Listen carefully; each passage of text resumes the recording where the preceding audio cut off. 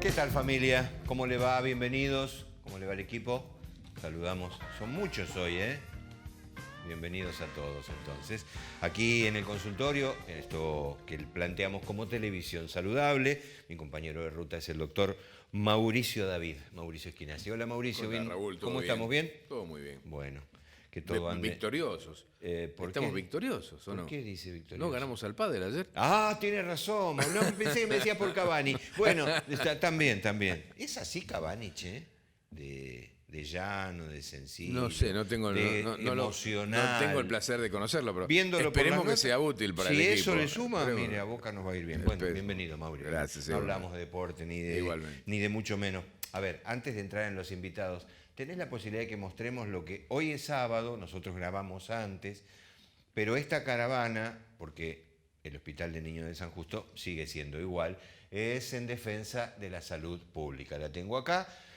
Espero que muchos hayan participado con el auto, con la moto, con la bici, recorriendo las calles del barrio para ser más visible, ¿no? Con algún parlante y gritando cosas, porque todo sigue igual, Mauricio. Esto ocurrió hoy sábado a las 2 de la tarde. Sí, realmente una sucesión de promesas incumplidas, de diálogo infructuoso, y la verdad que sigue el Hospital de Niños en una situación realmente crítica, donde no hay atención por guardia y la verdad que el recurso humano cada vez está más desalentado. Así que, bueno, más que nada resaltar a la doctora Sandra Berta y toda la gente de la Asociación de Profesionales que hace que de pronto no solamente los médicos, sino también todo el personal de salud acompañe y traten de reflotar un emblema, porque el Hospital de Niños de San Justo es un emblema para toda La Matanza. Vos tenés que pensar que ahí tenemos 3 hospitales de niños en toda la provincia de Buenos Aires. El Sor María Ludovica en La Plata, que es un hospital escuela de muchísimos años de jerarquía, el Hospital de San Isidro y el Hospital de Niños de La Matanza. 3 para toda la provincia. Claro, y para una cantidad de habitantes, prácticamente en los 2 millones de habitantes, sinceramente uno que ha puesto el corazón y el pecho en ese hospital, estamos tristes, estamos realmente tristes. La gente está desalentada, está con pocas ganas, pero bueno, tratan de luchar hasta más no poder como para que se le dé, más que nada, lo que necesita. No están pidiendo ninguna preferencia, ni ninguna cosa, ningún salario raro. Simplemente lo mismo que se cobra en Morón, que se cobra en Hurlingham, que se cobra en los lugares equidistantes al mismo hospital, ¿no? Y tratar de recuperar la gente que se ha... ¿Has hablado con el doctor Exeni, ¿no? En este último tiempo. Hace un mes más o menos, cuando empezó el conflicto. En algún momento para ver porque vos dijiste, estoy triste, como pediatra, como médico, como profesional, como vecino, por tus pares. Me imagino Exeni, que vio esta fundación. Y cuyo nombre está en la puerta del hospital, ¿no? Bueno, el Hospital Ramón Exeni. Lo vamos a sacar algunos minutos. Bueno, vamos a ir a Jujuy después de la apertura formal, será por plataforma, porque llegan cosas, pero no sabemos si todo lo que llega es tan así. Sobre todo porque, viste, el conflicto del corte de rutas ha sido muy largo. Creo que sigue siendo. Que sigue todavía, entonces queremos ver cómo anda la salud, o sea, si se le da algún tipo de preferencia a las ambulancias, a los enfermos, o sea, cómo se movilizan, cómo está la estructura sanitaria para dar cabida y dar respuesta a la población jujeña. Bueno, y pegadito después hablaremos de violencia. Ya que hablamos de violencia, la semana pasada pusimos una repetición donde estuvo Pablo Meliquio. Queremos saludar a Meliquio, que ha estado en la Feria del Libro de Perú, presentando también sus trabajos, y está muy contento desde este programa, donde siempre colabora. Pablo, le mandamos un fuerte abrazo. Y seguimos con el tema de violencia. Ahí está. O sea, ¿es contagiosa?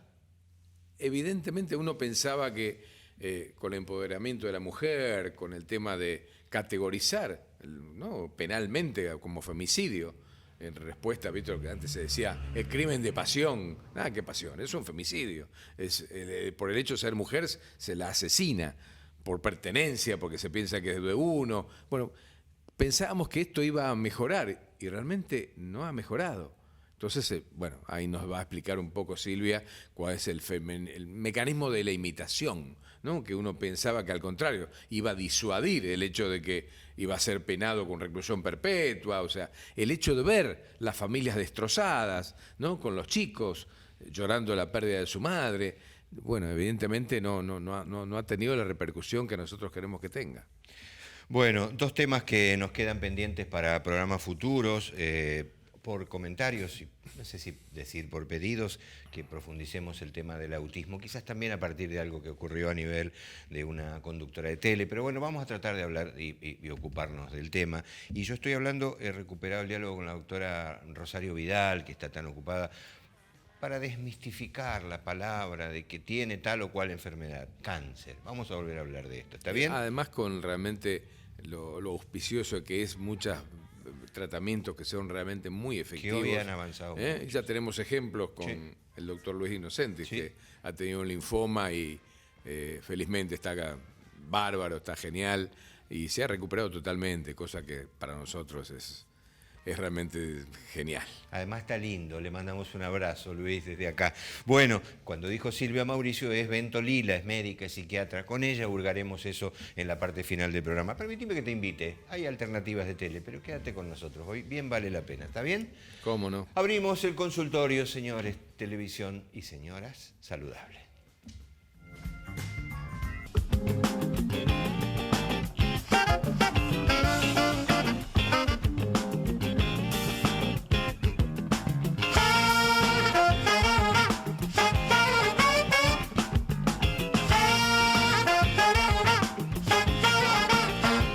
Bueno, Mauri, vamos a Jujuy. ¿Le parece bien? Está Sebastián Romero. Hola, Sebastián. Es médico, hace sus guardias. Ayer hablé para coordinar la nota de hoy y me hablaba despacito. Le digo, ¿pasa algo, doctor? Estoy de guardia, laburando. Y hoy es el Día de los Psiquiatras. Y además es el Día de los Psiquiatras. Bueno, y es presidente del Colegio de Médicos de Jujuy. Qué día hermoso en Jujuy, ¿no? Hoy, por lo menos que estamos grabando. Bello, una temperatura muy agradable. Bueno, Jujuy tiene eso.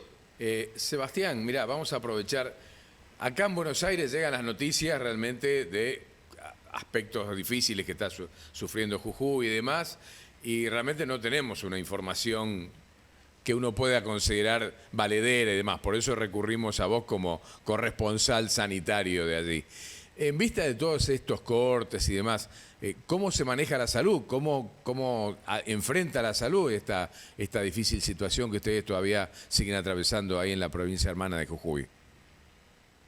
Bueno, como tú decías, los cortes permanecen. Su gran mayoría son en la zona de la Quebrada, de Humahuaca. Son un total de cortes estables, unos 6-7 cortes. Todas las ambulancias y el traslado de pacientes se hace en forma normal. Por suerte eso no ha sido afectado. Así que, pero los cortes persisten hasta el día de la fecha. Mira, el otro día estaba charlando con un compañero tuyo que es cirujano, que lo conoces muy bien, y me decía que en los hospitales tienen realmente turnos muy alejados para dar satisfacción, por ejemplo, a cirugías laparoscópicas, por ejemplo, que tal vez turno para un año. ¿Es así la cosa? ¿Seguimos con dificultades para sustanciar los turnos? Actualmente el sistema sanitario público, está diezmado en cuanto a la cantidad de profesionales, algo que viene pasando en todo el país, pero en Jujuy está repercutiendo muchísimo porque primero la población médica es una población añeja, ya la gran mayoría en edad de jubilación. También las residencias médicas de Jujuy en la parte pública en los últimos 10 años venían con muy poca concurrencia.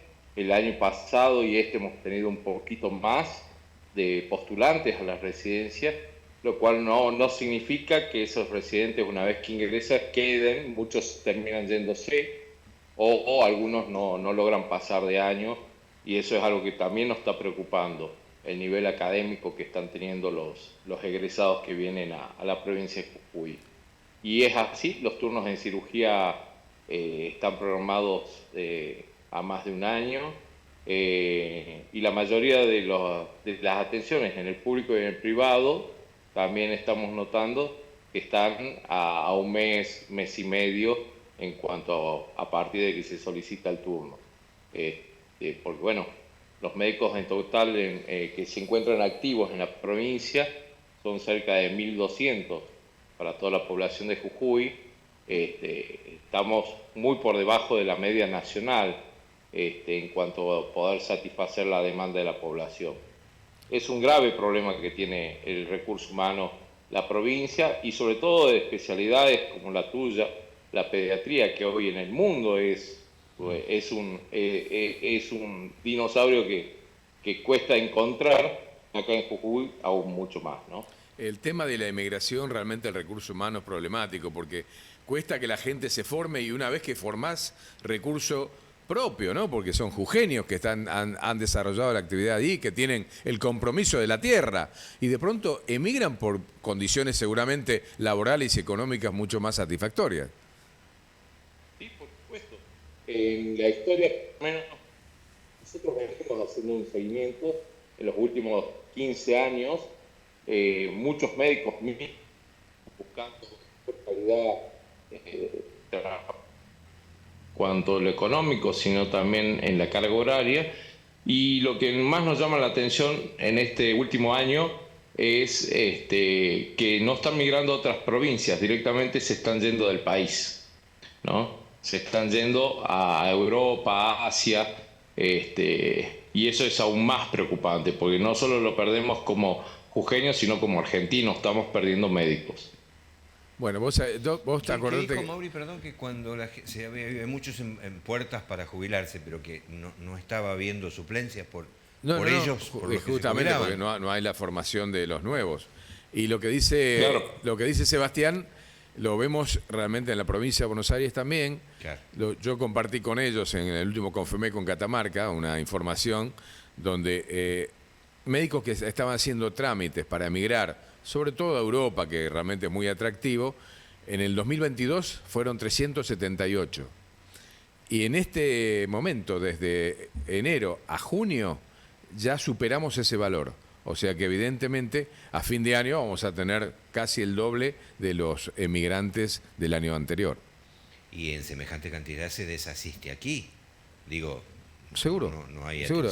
Y realmente es la expectativa laboral, el mejor pago de parte de que se pagan en euros o en dólares, y realmente que la dificultad del país en realmente tener alguna previsibilidad. Esos son los comentarios que nos transmiten los médicos que están en condiciones de emigrar. Y no emigran médicos jóvenes, estamos hablando de tal vez médicos formados, o sea, pediatras ya consumados, gente de 40 o tal vez 50 años. Te dejo que sigas, pero Sebastián decía recién, no quiero que pase por alto, y te lo pregunto a vos también como médico, que a veces una cirugía se programa de acá a un año, pero en el medio ocurren cosas, porque por algo me tengo que operar de lo que fuere. ¿Cómo voy a esperar un año? Y entonces, ¿qué me dijiste? Y bueno, habrá que recurrir a la urgencia. A la urgencia cuando hay una complicación de ese caso, ¿no? Qué bárbaro. Y el tema... Sí. Pasan a ser atendidos por guardia, a quirófano de guardia. Que no es lo mismo, ¿no? A operar una patología. Las que más se están dilatando en el tiempo son las de vesícula, acá en la provincia. Y bueno, no es lo mismo entrar con una cirugía programada que una de urgencias, ¿no? Hasta la técnica es diferente. En una programada uno puede ir con una técnica laparoscópica y por ahí en una urgencia hay que ir a cielo abierto, ¿no? Porque es una complicación lo que consulta.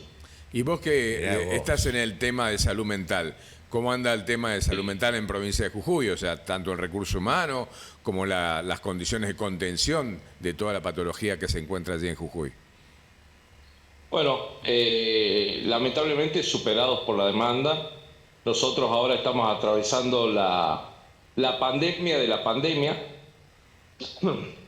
las consecuencias de la pandemia de COVID, el aumento de los trastornos de ansiedad, de los cuadros depresivos, de adicciones, y estamos superados tanto en la parte pública como en la privada. Acá en Jujuy somos solo 22 psiquiatras en actividad para toda la provincia, y realmente no estamos dando abasto con la capacidad de atención, sea por consultorio externo o en internación. Una de las mayores demandas que tenemos son adicciones. Lamentablemente en Jujuy las adicciones han crecido exponencialmente, y no tenemos capacidad de asistirlas, ni contenerlas, ni de un tratamiento con internación adecuado, porque no hay la cantidad de camas necesaria, ¿no? Igual para la situación que estamos, yo creo que hace falta más una política contra las drogas que pensar solo en lo asistencial, ¿no? O sea que creo que pasa en el país. Sí, Sebastián, de ser una provincia de paso, tal vez por límite fronterizo donde transcurría la droga, ahora también queda para el consumo. Sí, totalmente. Éramos de paso allá en la década del 80 hasta mediados de los 90 y de ahí empezó a quedar ya para el consumo. Sobre todo la pasta base fue la que fue quedando más por cuestiones de costo también. Y bueno, y hoy hay de todo, ¿no? Hoy se consigue de todo. Por ahí sustancias como las de diseño, que son las anfetaminas, también están habiendo acá en la provincia de Jujuy. Entonces se están viendo cuadros más complejos. La pasta base también ya no es la pasta base original, está cortada por un montón de sustancias, lo cual hace que el impacto en el organismo sea mayor, el daño sea mayor y el trabajar con esos pacientes sea más dificultoso también. Qué bárbaro, ¿no? Sebastián, no sé si tenés números, pero por lo menos para ubicarnos, ¿cuánto es la dotación, Sí. la población de Jujuy y qué cantidad de profesionales tiene el colegio de médicos, si tenés un número? Mira, el Consejo Médico tiene 2.500 matriculados, de los cuales en actividad, con matrícula activa, se encuentran unos 1.300. El resto ya están jubilados. Para la población de Jujuy nos estarían faltando, para llegar a la media nacional, unos 560 médicos más, básicamente. Lo cual eso no hay manera de que lleguemos, menos con el porcentaje de colegas que eligen venir a Jujuy, ¿no? Muchos jujeños estudian medicina, tenemos facultades de medicina muy cercanas, Salta, Tucumán, La Rioja, pero si vuelven al principio con el romanticismo de volver a la provincia, pero lo que nosotros vemos que al mes, 2 meses, están pidiendo dar de baja la matrícula para irse a otra provincia o a otro país, ¿no? Entonces, ese es el mayor problema. Las condiciones laborales acá en la provincia son complejas, son muy complejas en cuanto a la comparación del pago de una guardia o de un cargo. Con Salta nomás hay una diferencia de casi el doble en el valor de los montos. Está hablando de ahí nomás. Mauricio, desde Confemeco este análisis es el mismo de todos lados, ¿no? Digo, las provincias todas sufren lo mismo. Sí, ahora, sí. 500 médicos que requiera un sitio, Jujuy, una provincia, es imposible, digo. Sí. Además, hay que dar satisfacción justamente a las necesidades, no solamente del pueblo jujeño, sino también seguramente hay muchos bolivianos que concurren también a la consulta, ¿no? Y que ocupan tal vez espacios de los propios jujeños y que se le da cobertura a todo lo que viene a atenderse. Sebastián, pero no me quiero meter en la política, pero es política, por lo menos política de salud. ¿Cómo es que Salta paga casi el doble de lo que paga Jujuy? ¿Qué pasa ahí? Nada, son decisiones, como dijiste vos, políticas, básicamente. Hay un programa. Es la prioridad que tiene cada gobierno. Claro, ¿no? claro. ¿Hay una expectativa, un programa que mejore el recurso de alguna manera? No sé, captando de otras provincias o mejorando las condiciones como para ser atractivos o mejorando la calidad, no sé. Mira, desde como un programa o política de Estado no lo vemos. Nosotros como consejo sí lo estamos tratando de hacer, sobre todo con los residentes. Venimos trabajando fuertemente en sostener las residencias. Somos unos convencidos que ese es el camino adecuado para generar recursos para la provincia, apoyando toda situación formativa en la provincia de Jujuy. Pero después, desde otro lugar, no hay nada desarrollado ni todavía presentado para que esto ocurra, ¿no? Hay una facultad de medicina en Jujuy. ¿Sería alguna oportunidad como para de pronto obtener gente que se motive de estudiar en la misma provincia donde vive y también fue un recurso para tener para la provincia? Sí, bueno, el proyecto está de la Facultad de Medicina en Jujuy. Se está creando dentro del mismo gobierno una unidad para poder desarrollar esto. Va a ser con la Universidad de Tucumán. Tiene sus dificultades. Yo creo que sí puede ser una ayuda. El problema es, a ver, nosotros dije hace rato, tenemos muchos jujeños estudiando medicina. El tema es después si eligen o no quedarse, ¿no? Con ofertas mucho mejores en otros lugares.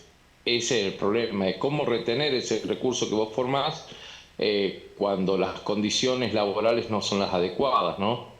Entonces, sí, podemos generar una facultad, tenemos el recurso humano, nosotros venimos haciendo docencia universitaria y capacitando a colegas hace más de 10 años. Tenemos muchos colegas con el título de docente universitario, se puede largar la facultad. El tema es que después el egresado decida quedarse y no irse a otra provincia o a otro país.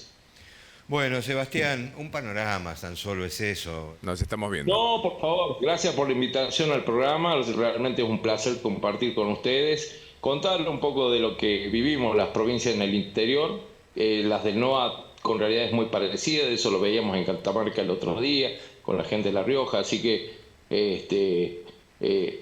está difícil, pero bueno, los que estamos, y lo demostraron mis colegas de jujeños en la pandemia, han puesto todo, el cuerpo, alma y corazón en pos de sus compatriotas. Así que orgulloso de presidir el Consejo Médico de Jujuy con la calidad de colegas que uno tiene en esta provincia. Las puertas de este espacio dignísimo de tele que le llamamos Televisión Saludable abiertas, Sebastián, para lo que necesites. Un fuerte abrazo. Abrazo, nos vemos. Vení a estudiar licenciatura en obstetricia en UNAUR, una carrera que te da un amplio campo laboral, con una formación curricular para la atención de pacientes en el periodo preconcepcional, concepcional y posconcepcional. Te esperamos.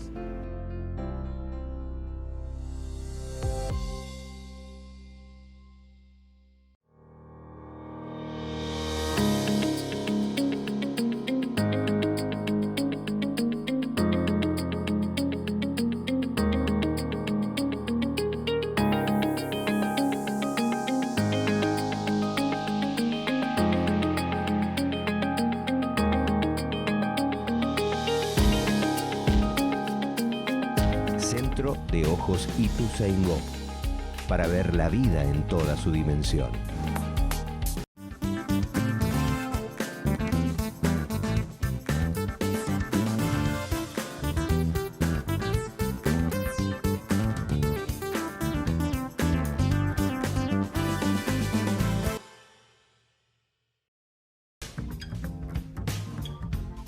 Bueno, vamos a, Mauricio, entregar lo que anticipábamos en la apertura, la charla con esta reconocida profesional, médica, psiquiatra, siempre nos da un ratito con nosotros y está hablándonos ahí, a ver si todo nos ayuda para que Silvia nos escuche. Es la doctora Ventolila. Hola Silvia, Mauricio y Raúl, te saludamos. ¿Cómo va?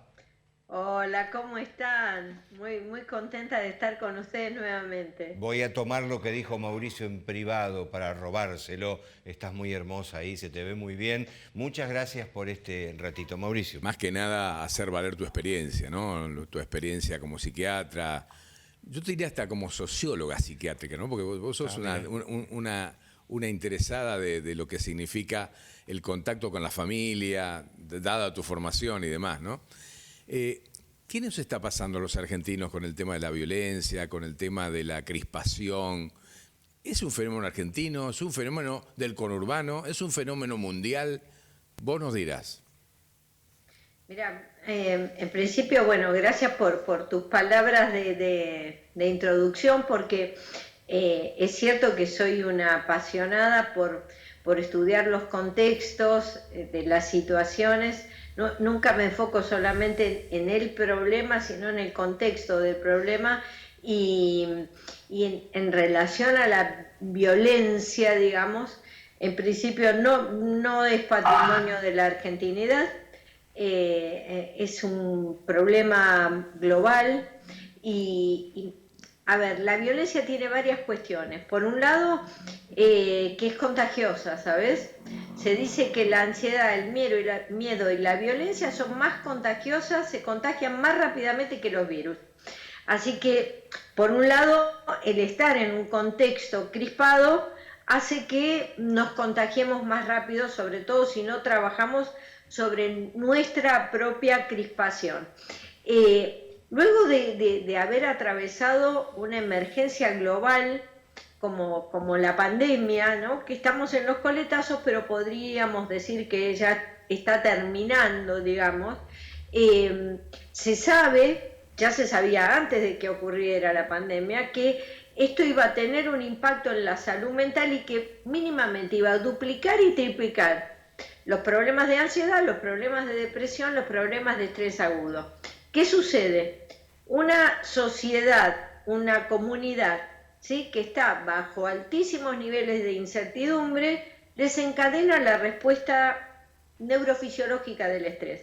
Esto nos pone en un estado de hiperalerta, o sea, de hiperreactividad, ya hiperreaccionamos, ¿sí? Estamos como permanentemente viendo de dónde va a venir el peligro. Si a esto le sumás una crisis económica global, ¿sí?, porque el impacto de la pandemia fue lo que se llama un desastre multiamenaza, o sea, se enfocó mucho como un desastre de una amenaza biológica, de una amenaza sanitaria, pero ¿qué pasa? La gestión de la pandemia a nivel mundial trajo grandes crisis económicas. Nuestro país, que no venía bien con esta situación, la situación económica empeoró. Si a esto le sumás lo que tiene que ver con los desastres producidos por el cambio climático, llámale el aumento de las sequías, no solo en Argentina, a nivel mundial, o de las grandes inundaciones, o sea, estamos en un contexto que favorece el hiperalerta y la irritabilidad y la hiperreactividad. Ahora bien, sí, Raúl. No, te decía, perdón que te interrumpa, porque mientras hablas compartimos imágenes de hechos que son comunes en la apertura de los informativos, que miden su rating a partir de esos hechos. Una camioneta robada por alguien que tira, alguien que muere, un cuerpo descuartizado en una valija, una chica muerta en, bueno, no sé, violencia y femicidio. Vos decís que es contagioso, que se produce en el propio entorno, pero ¿cómo llega uno a semejante violencia? No se entiende desde afuera. Bien, justamente, a ver, estamos en un contexto donde además hay cierta legitimación de la violencia, ¿sí? Hay cierta validación de que la respuesta violenta, ¿sí?, es como esperable. Vos vas a una cola de, no sé, de un cajero automático, no empieza a funcionar alguno de los cajeros, todo el mundo empieza a gritar, todo el mundo se enoja, ¿sí? Hay como ya una plataforma, ¿sí?, más baja de tolerancia. Estamos en un contexto donde está legitimado que vos le gritás a otro en el auto porque te atravesó el coche y se bajan y se agarran a las trompadas, digamos. Ahora bien, hay que poder separar algunas cosas, ¿sí? Porque, por ejemplo, que alguien fuera a disparar adentro de una escuela, hace años atrás era una rareza. Hoy por hoy son fenómenos que en otros países donde hay más accesibilidad a las armas de fuego es cosa de todos los días. Por otro lado, ¿sí?, la violencia de género, lejos de disminuir, ha ido increyendo. Y esto da cuenta, entre otras cosas, de que las políticas públicas que se implementan para reducir la violencia de género no están funcionando, porque vos le dictás una perimetral a una persona. Podemos sacar de los noticieros o de las noticias centenar de situaciones. Le dictás una perimetral, pero no haces otra cosa que dictar una perimetral. La persona que está atravesada, ¿sí?, por una historia de violencia, por un contexto de violencia, por bajo control de los impulsos, por estructuras narcisísticas en donde si no sos mía no vas a ser de nadie. Es bien complejo ese tema, ¿no? ¿Vos pensás que va a respetar una perimetral? No va a respetar una perimetral, y lo que terminamos viendo es que la mayoría de las mujeres que fueron víctimas de femicidio tenían o alguna denuncia previa o tenían dictada una perimetral. Entonces hay una falla en la implementación de políticas públicas que realmente pueda reducir el impacto de las violencias. Entonces tenemos contextos que favorecen que estemos todos en una plataforma de mayor irritabilidad. Si a esto le sumás que las personas estamos con muy mala gestión de los impulsos, porque nos enseñan geografía en la escuela, pero a gestionar los impulsos, nada, ¿sí? Entonces terminan las cosas resolviéndose a los golpes, a los gritos, ¿sí? Cuando no, con algún arma de fuego. Y vuelvo a decir, en la Argentina todavía no tenemos demasiado esto en las escuelas porque no hay accesibilidad a las armas, pero vos vas a Estados Unidos y prácticamente todas las semanas tenés un evento de estos, ¿sí?, de alguien que agarró un arma y entró a disparar en un lugar público. Entonces, hay una base, ¿sí?, en donde estamos todos y todas un poco más irritados y más violentos, con mala gestión de los impulsos, en donde no hay un contexto de orden, ¿sí? Y cuando hablo de orden, no hablo de control, hablo de orden en donde se respeten las diferencias, podamos escucharnos sin agredirnos, podamos, hasta esto, respetar que si alguien no nos quiere más, diga, bueno, esta pareja llegó hasta acá. ¿Sí? No quiero simplificar el tema de los femicidios porque vos nombraste cantidad de cosas de violencia que tienen distinto tenor, ¿no? Necesitaríamos un programa entero para hablar, más de un programa, para hablar de lo que pasa con la violencia de género, en donde hay alguien que hace abuso de poder, ¿sí?, y que además no hay una gestión pública que reduzca el riesgo de que quien está en inferioridad de condiciones económicas, sociales, culturales, ¿sí?, porque esto pasa con los niños, las niñas, los adolescentes, las mujeres y los colectivos, ¿sí?, que engloban LGTB+, ¿no? Colectivos que están en condiciones de vulnerabilidad social, que ya vienen con menores derechos, y suena muy fuerte decirlo así, pero en realidad, sí, vienen con menores derechos. A ver, espérame, Sí, dame un segundito. No, por ahí no sé si entiendo, porque me parece que pasa en todo rincón social, pero ¿se puede llegar a tal extremo de matar a alguien porque no te quiera más? Digo, vos podés enojarte, pegarle una pared, llorar, no sé, emborrachar, no sé, cualquier cosa, y a la larga lo terminás entendiendo. Todos los días 1 o 2 femicidios ocurren. Bueno, por un lado vos contabas lo social, judicial, perímetro, alarma, botón antipánico, no alcanza, bueno, ponele. No, pero el ser humano porque está el problema dispuesto... es de salud mental, no bueno, es un problema solamente judicial. Pero ¿qué nos lleva la persona, a eso? Claro. La persona que no soporta que la otra persona no la quiera, no le está colocando en un lugar de persona, la está colocando en un lugar de objeto que es de su propiedad. Entonces, no tolera perder, ¿sí?, la autoridad sobre eso. Entonces, por eso es un problema bien complejo y bien grave, ¿sí?, porque es un problema de la estructura de quien comete, ¿sí?, el femicidio. Es un problema de alguien que supone, y encima en una cultura que si vos te pones a escuchar la letra de las canciones, mirá lo que te estoy diciendo, en algún lugar sigue asociando el amor romántico a con que sos mía.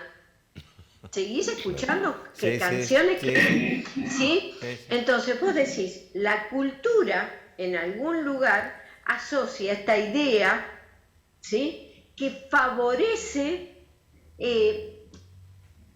voy a decirlo fuerte, ¿no?, que favorece que siga existiendo una cultura patriarcal en donde parecería ser que las mujeres, ¿sí?, las mujeres, los niños, las niñas, porque no solamente con las mujeres, mayoritariamente lo vemos con las mujeres, pero en los niños y en las niñas y en los adolescentes lo que vemos son situaciones de violencia sexual encubiertas o denunciadas, pero casi naturalizadas, como bueno, no es una persona, no es una otra persona, es un objeto que me pertenece. Y entonces la persona que siente eso y que armó una construcción así, ¿vos te crees que porque le digan, ah, mira, vos de acá no podés pasar, lo va a respetar? No, vos tenés que trabajar con la salud mental de esa persona y no solo asegurarte de que no se acerque, trabajar con esa estructura psíquica, con esa persona, con ese contexto, ¿sí?, para que pueda desarrollar otras condiciones, porque sigue pensando que esa mujer, que ese niño, que esa niña le pertenece. O sea, lo toma como un objeto, lo cosifica. Claro, es mío, Sí. Mauri.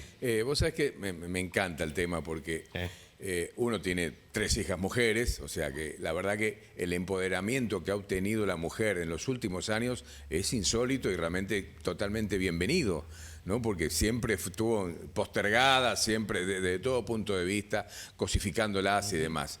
El tema del Ni Una Menos realmente fue muy positivo en ese aspecto.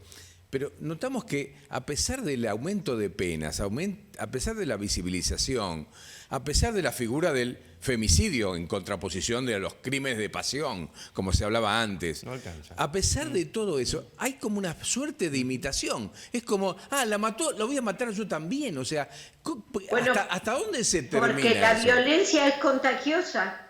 O sea, que vamos de nuevo, ¿no es cierto? Hablamos. La violencia es contagiosa.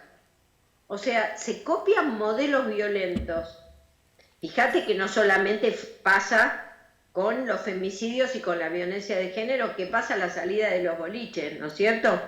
De lo cual Bae fue como, yo diría, un momento de exposición máxima de algo que ya venía pasando, que sigue pasando. Que sigue pasando. ¿Sí? Pero la cuestión es, tenemos legitimada la violencia y tenemos que aceptar que la tenemos legitimada. ¿Por qué? Porque la única forma de trabajar para modificar algo es aceptar que pasa, porque si la metemos abajo de la alfombra no la vamos a modificar. Pero a su vez, si bien hemos avanzado en la expresión, todavía no se termina de abordar el problema de qué le pasa a los varones con conductas violentas. ¿Qué sucede cuando además seguimos educando a los varones con que llorar es de débiles, con que expresar emociones no está bien, que la fuerza es una fuerza física, porque lo que vemos en la expresión a la salida de los boliches también es esto mismo, digamos, la expresión de la fuerza física respecto de los que se sienten más fuertes respecto de los que se sienten de los que están en condiciones de debilidad, ¿no? Vos fijate cómo se instala esta cultura cada vez más, y si no abordamos el problema de qué le pasa al violento, esto no se va a solucionar con medidas judiciales. Con medidas judiciales podés reducir un poco. Ahora, hoy, Sí. hoy hay un ruido, ¿se escucha bien? Más o menos. Hoy por hoy todavía se piensa que el hombre no tiene que llorar, que es superador, que es el macho. Me parece que hoy ha cambiado mucho. Entiendo que puede haber generaciones que les cueste más el cambio, pero hay paridad en el pensamiento, lo que decía Mauricio también. Bueno, si él lo hizo, yo también lo hago, pero con lo que significa eso, llegar a eso. Bueno, me piden una pausa. Así que te quedas un cachito, Silvia, tenemos buen tiempo para otro bloque más y poder desarrollar. Vamos a dejar algún camino no digo optimista, pero por lo menos de visibilizarlo mejor, ¿no? Vos viste que los informativos viven de esto. Las aperturas de un informativo de la hora 13, del mediodía de una familia que almuerza y mira la tele, son 15... Que además es tóxico, también contamina, ¿eh? Bueno, no deberíamos ver esto, ¿eh? Son 15 minutos es el que más mide, robo, violencia, descuartizamiento. Es que lo que dice Silvia, eso mantiene el hiperalerta, ¿no? O sea, uno se pone más a la defensiva, ¿no? Exacto, te lo estimula y te vuelve más irracional, más violento, ¿sí? Es como si el prefrontal se te inundara de rojo y viste que encima te gritan. Yo digo, ¿por qué nos gritan en los noticieros? ¿Por qué nos gritan en la tele? ¿Sí? Bueno, dame un minuto. Se queda, es Silvia Ventolila, con ella estamos. Hacemos una pausa, Dire, ya venimos, dale.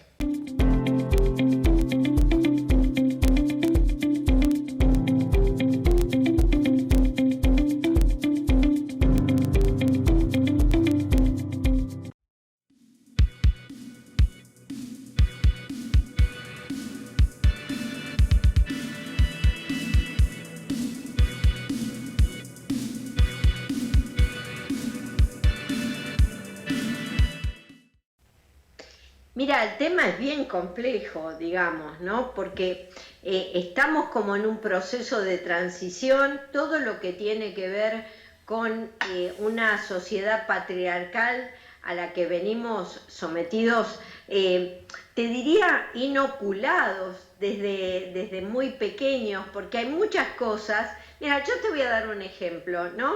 Que me viene ahora al pensar. Se habla todo el tiempo de la primera dama. ¿Vos escuchaste hablar alguna vez del primer caballero, el primer marido? ¿Cómo? No. O sea, tenemos naturalizado pensar en la primera dama. Entonces, claro, ¿qué pasa? Frente a esa cultura que tenemos tan inoculada, con arquetipos que ni los pensamos, ¿sí? Porque de hecho, bueno, ¿y cómo estaba vestida la primera dama? De donde fuera, ¿sí? O cómo estaba vestida la princesa. Casi nadie se pone a ver cómo estaba vestido el señor de la escena. Entonces, ¿qué pasa?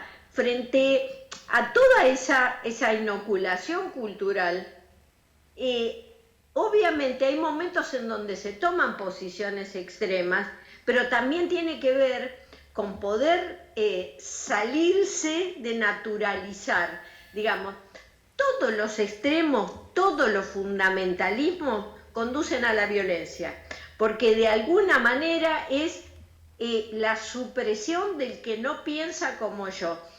Y creo que tenemos que lograr, volviendo al tema de la violencia, es compartir un mundo en donde se pueda respetar a la otra persona, sea hombre, mujer, varón, cis, no determinado, dentro del colectivo LGTB+, digamos, no quiero dejar a nadie afuera, ¿sí? Lo cual es medio como imposible porque pertenecemos a una generación en donde todo esto también nos resulta como relativamente nuevo, por más que vengamos trabajando en lo que yo llamaría la igualdad de derechos.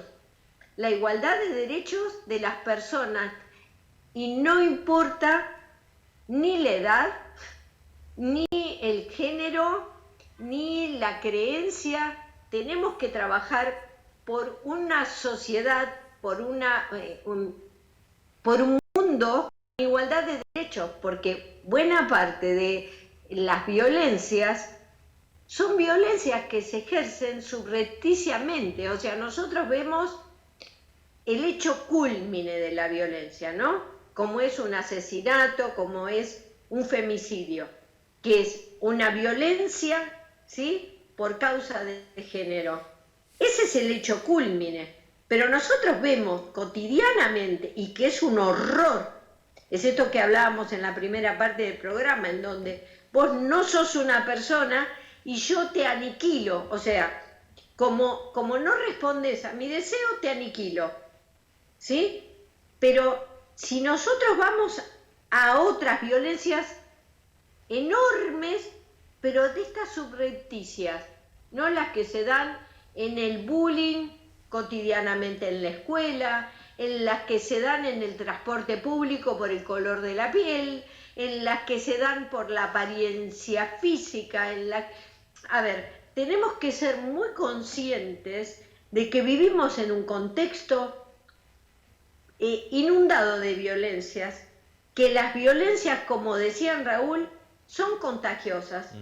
Porque antes de ir a la pausa hablábamos de cómo nos bombardean de noticias violentas, ¿sí? Además, con imágenes que no deberían ser expuestas, porque, a ver, en función de protección de los derechos de las personas, no deberían exponerse esas imágenes que los ponen en condiciones de ser humillados en la imagen, y esto, por todos los protocolos internacionales, está absolutamente contraindicado y hasta prohibido, ¿sí? Entonces, y estamos expuestos a este bombardeo, a los gritos, lo cual hace que estemos como sobresaltados todo el tiempo, y obviamente la gestión de las emociones también depende de que estemos en calma, de que haya un poco de silencio, porque nosotros también podemos reaccionar violentamente cuando estamos en ese estado de irritabilidad. Por eso yo insisto tanto que la educación, y para esto la institución escolar, la cultura, los clubes, los lugares donde nos socializamos, tendrían que ser como la cuna, no solo las familias, porque muchas veces las familias vienen de historias de violencia y no tienen herramientas para cortar esa historia, ¿sí? Entonces, los lugares institucionalizados que nos enseñan a gestionar las emociones, a respetar las diferencias, a respetar las identidades, a escucharnos con respeto, a no caer en fundamentalismos. Todos los extremos son indicadores de problemas de salud mental. Si cuando yo me creo que yo tengo la razón y que vos sos el equivocado y además te grito, bueno, estoy con un problema. ¿Cuál es la mirada? Porque me queda pensar que es muy difícil el cambio. Va a votar la mitad de la población porque nadie sabe a quién votar. Porque la economía nos golpea a todos. Porque nadie tiene un mango más que menos. Porque estamos todos contagiados de violencia por el lado que venga. ¿Y esto cómo se modifica? ¿Con educación solamente? Mira, a ver, la educación es un proceso largo, entonces no solamente, pero si hay algo que yo le diría a las personas hoy, si este programa sale antes de las elecciones... Sí, sale antes. ¿Sí?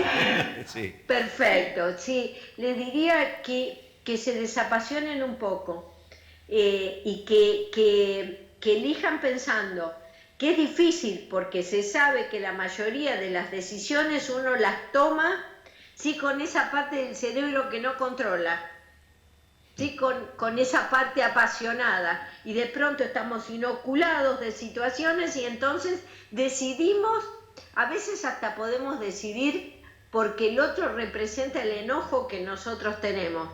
Pero atención, porque esa parte de nuestro cerebro no racional, ¿sí?, es también la que nos lleva muchas veces a estrellarnos contra la pared. Entonces, este es un momento como para ver cómo logramos gestionar nuestro propio enojo, que no lo descalifico. ¿Cómo no vamos a estar enojados, desilusionados, claro. Irritados?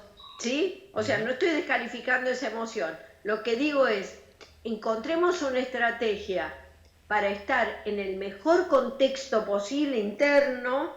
Juntémonos con amigos a conversar, a escucharnos, ¿sí? Sentémonos a relajarnos, a tener un momento amoroso con la familia, o sea, a buscar la forma, ¿sí?, de que no sea el impulso el que comande las decisiones, porque cuando el impulso comanda las decisiones, el riesgo de cometer un error es enormemente mayor. Y aunque nos parezca mentira, Kahneman es un psicólogo que fue premio Nobel de Economía, porque escribió varios libros sobre los sesgos cognitivos. Y él lo explica divino, que es que nosotros pensamos que decidimos por lógica, pero la mayoría de las decisiones que tomamos las toma ese cerebro que parece que funciona en intuitivo, pero que en realidad está atravesado por arquetipos, por emociones, por estos prejuicios de los que hablábamos antes. Entonces es como decir, bueno, a ver, paro un poco y pienso, porque nada, ¿no? Que no me convenzan tanto vendiéndome imágenes de enojo. ¿Sí? Que en las que me veo espejada. Mejor escucho a ver qué van a hacer. Silvia, vos sabés que últimamente estuve leyendo a los estoicos. Bueno, se me ocurrió porque... Y vos sabés que una de las cosas que justamente Epicteto justamente menciona que debe ser de los primeros que empezaron a hablar, el de contar hasta 10, ¿no? O creo que él decía hasta 20, para evitar esos impulsos realmente que surgen del infierno que te podemos tener adentro, ¿no? O de la sombra que podemos tener adentro, como después además, lo dijeron. A ver, hay mucha gente que como es un negocio tenernos así, porque cuando vos tenés a la gente, en términos psiquiátricos se dice frontalizado. ¿Qué quiere decir? Cuando tenés a la gente que no piensa, ¿sí? Claro. Es más fácil de manejar la gente cuando no piensa. Entonces, tratemos de que nos manejen menos. Somos la especie animal más fácil de domesticar, los seres humanos. Y vos sabés, otra de las enseñanzas que me dejó también es que todas las noches antes de acostarse, o cuando uno se acuesta, antes de dormir, hacer un relevamiento de lo que pasó en el día, las cosas buenas y las cosas malas. Disfrutar lo bueno que nos ha pasado y las cosas malas aprender para no repetirlas. Tal vez son cosas nimias, cosas banales, pero creo que ayuda mucho a la continuidad del próximo día, ¿no? Pero además, Mauricio, es clave entender esto que dijiste, que además está estudiadísimo, por eso me encanta este psicólogo, porque además no por nada le dieron el premio Nobel de Economía al señor, porque obviamente para las empresas en esto estuvieron más piola. Estuvieron viendo cómo elige la gente, cómo toman las decisiones las personas, cómo tomamos las decisiones.